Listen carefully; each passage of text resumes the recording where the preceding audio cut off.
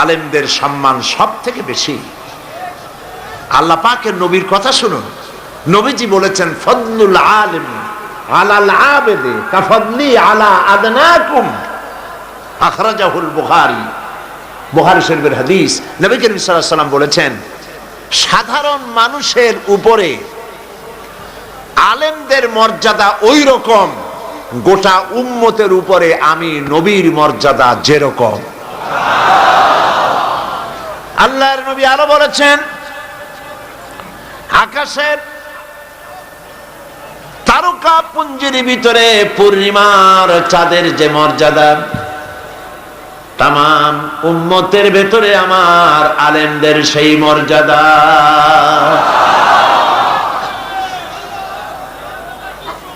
আপনারা তাকায় দেখুন, এই যে মাথায় টুপি আসছে মুসলমানদের মাথায়, বন্ধুরা আবারও বলি, আওয়ামী লীগের তদানীন্তন প্রধানমন্ত্রী থেকে শুরু করে মাঠ পর্যায়ের কর্মী পর্যন্ত আওয়ামী লীগের কোন মানুষ আমাদের শত্রু নয়।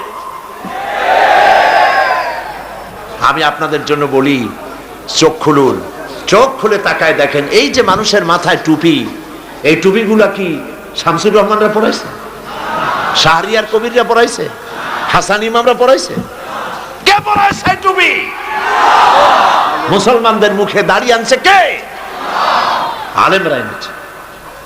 আলেম, আপনার আমার বাপ দাদা যদি টুপি মাথায় দিয়ে থাকে, মুখে দাড়ি রেখে থাকে, এই মা বোনেরা বোরখা যদি পরে থাকে, কাদের জন্য করেছে?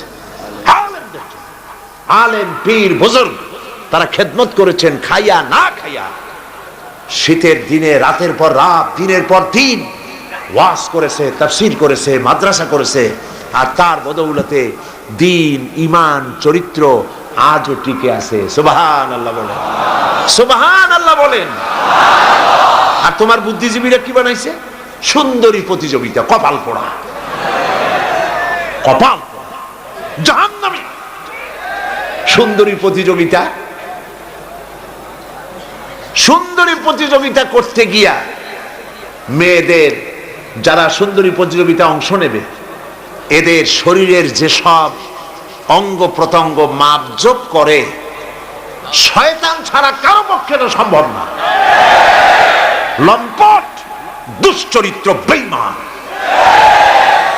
তোমাদেরকে এই বুদ্ধিজীবীরা এই সব কথা শিখায়, তোমাদেরকে পৌষ মেলা শিখায়, বসন্ত মেলা, কলেরা মেলা শিখায়। ইসলাম শিখায় না, নামাজ শিখায় না, দিন শিখায় না, চরিত্র শিখায় না, ইমান শিখায় না। সেই জন্য বন্ধুদের বলি, ফিরে আসো, আমাদের দিকে আসো। আমাদের দিকে মানে কোরআনের দিকে। কোন দিকে? কোরআনের দিকে ফিরে আসো। কপাল খুলে যাবে, কিসমত খুলে যাবে। মান তাশাব্বাহা বিকওমিন ফাহুয়া মিনহুম। ওই কপাল পোড়াদের সাথে নাস্তিক, বেঈমান, মুরতাদ এগুলোর সাথে মহব্বত করবা, এই মুরতাদ গুলার সাথে হাসর হবে।